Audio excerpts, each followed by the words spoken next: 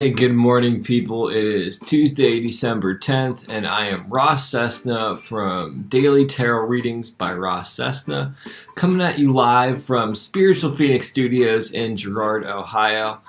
This isn't one of the types of shows where I pull free cards for people, although I am live. This is one of the ones where I just have a couple cards that I pull and see how it lines up for the general collective. If you're new to my channel, I would appreciate it if you're on YouTube to like and subscribe. Pretty much anywhere where you can subscribe. If you're on Facebook, share this. Just spread the love, people, because I put a lot of effort into bringing this to you, and hopefully it helps you and helps other people. That being said, we're going to get into our first card. So the Lover's card comes up right off the rip. Now, a lot of times people take the Lover's card as romantic love or things of that nature, and you can. It can be love and union. The other thing that it can be, though, is vice or virtue. So when you look at it this way, the vice or virtue aspect is kind of asking you, where are you going to put your energy? Are you going to invest it in creating something meaningful and deep, or are you going to pursue this endless pleasure? And if you look in regards to relationships in modern culture, there tends to be this deviation towards the vice of instant gratification and hookup culture. Whereas the cultivation of virtue in this would be taking a while to actually build a healthy foundation for a relationship, getting to really know these people on an intimate level, and building something meaningful and sustainable. Now, another further look at this is if you look at the Devil card, which is 15, or the Fractured 6, it is one person who wants to kind of be the focal point of the relationship. So the Devil card would be codependency, addiction, and somewhat deviation. So that is another way to think of the vice aspect of it versus the virtue aspect of it. The other big thing about the Lover's card is the concept of self-love. So there's what's called personal alchemy, or the alchemical wedding. And in my understanding, that's when you're unifying the masculine and feminine energy to create this conduit that reaches up to a higher level. And I think that this card in particular does a good job showing that, because it has this traditional type of wedding where they literally are tying the knot, and it's on top of this tree, so it's firmly rooted, but there's also this aspect of it reaching up higher and expanding and radiating out. And that kind of is what happens with the alchemical wedding. When we unify both energies, and all of us have access to both of them, it's just whether we acknowledge it or not. When we unify both of these energies, we are able to connect to a higher level of being, and also continue that growth and radiate outwards. So I think I cleared that up pretty much. We're going to move on to the next card. So the next card that comes up is the Moon. I like to think of the Moon as subconscious, the shadow work, some things underneath the surface that need attention. Because if you look, there's the water there. Water is a symbol of emotions. The Moon is this light in the darkness. Darkness is kind of the unconscious or subconscious. The light is obviously some form of illumination. So it's this beginning to understand that we need to look at certain aspects of things. And the other big thing here, too, is the cyclical nature of the Moon, where it says that part of the whole process of personal development. Hey, what's up? How you doing? I can't pronounce your name, so I don't want to butcher it. But one of the big things about personal development is understanding that we have these periods of darkness prior to this deeper illumination that comes along with it. A more traditional meaning of the Moon, though, is illusion and fear. So sometimes on our path to virtue, we have some fears about what we're pursuing, and we have some fears about how we're showing up. By the way, to my fellow on Facebook who is watching this, if you could please share this in a group or two, I'd really appreciate it. And the aspect of fear, honestly, pursuing virtues or pursuing a very meaningful and deep experience that makes you cultivate personal development is somewhat intimidating, because we have this sense that we're going to be missing out.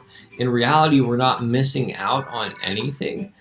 We actually get to have a way healthier, happier life. It's postponing instant gratification for a life way better than we could have imagined.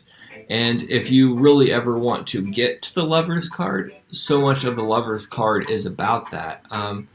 And I think that I've covered the Moon aspect well enough. I'm going to move on to the next card. And it's the Death card in reverse.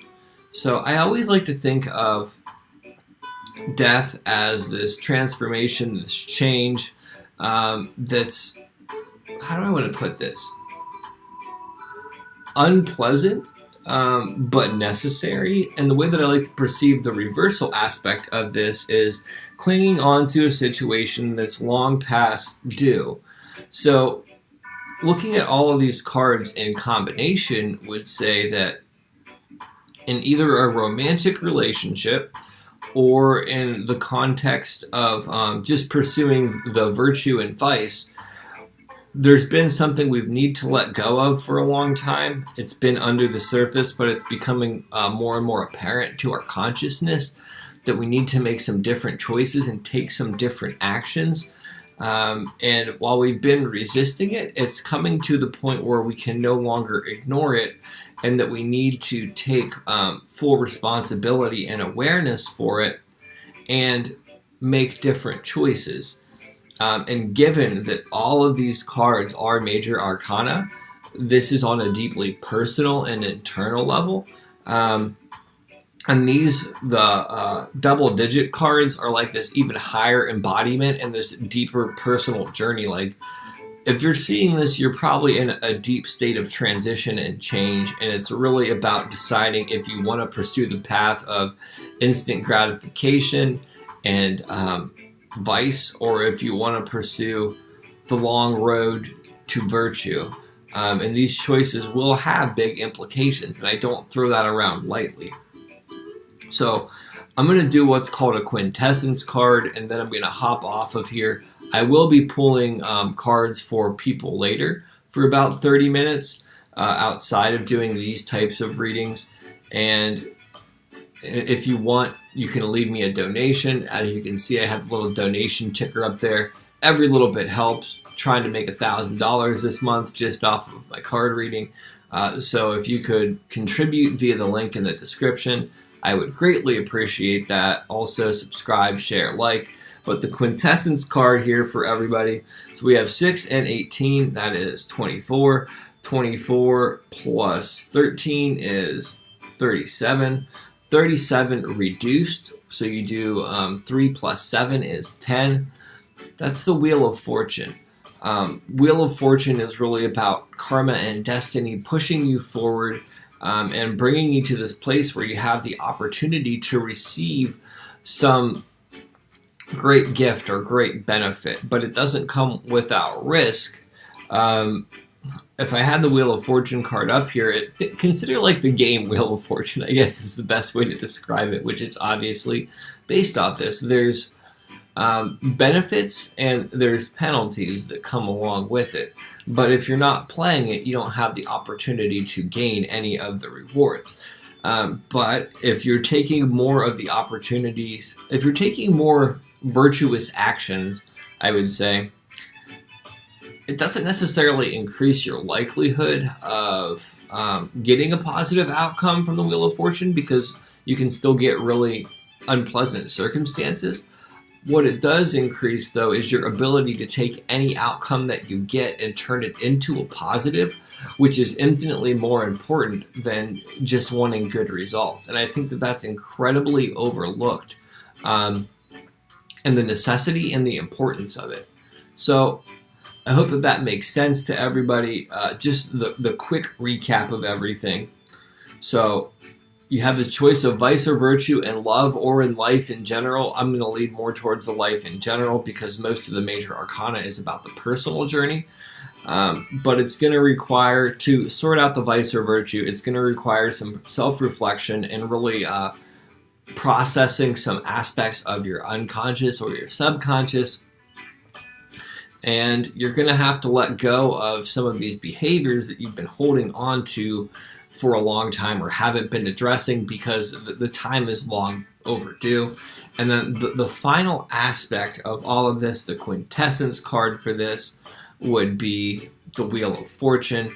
And again, that's really about the ability to pursue your destiny.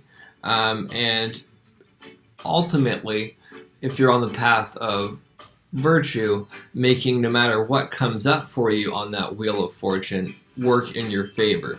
The final thing that I want to say is if we reduce that quintessence card one more time, you get one, the Magician. And the Magician is this powerful force of action that's capable of creating whatever they want. And that's actually what the Wheel of Fortune is in its purest form. We create our destiny and our future by the choices and actions that we take.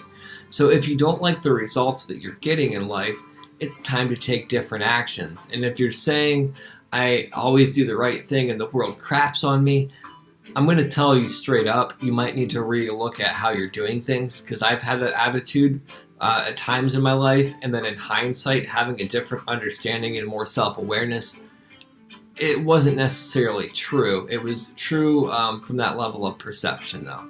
So anyhow, again, like, share this video, donate to that little fund up there if you're willing, with the link in the description. If you're on YouTube, you can subscribe via the little mushroom thing down at the bottom of the right screen. Click that, hit subscribe, boom, you'll see all my other videos. And I'll be back on later to bring you live cards for whoever is on at the time. Stay blessed, people. Peace.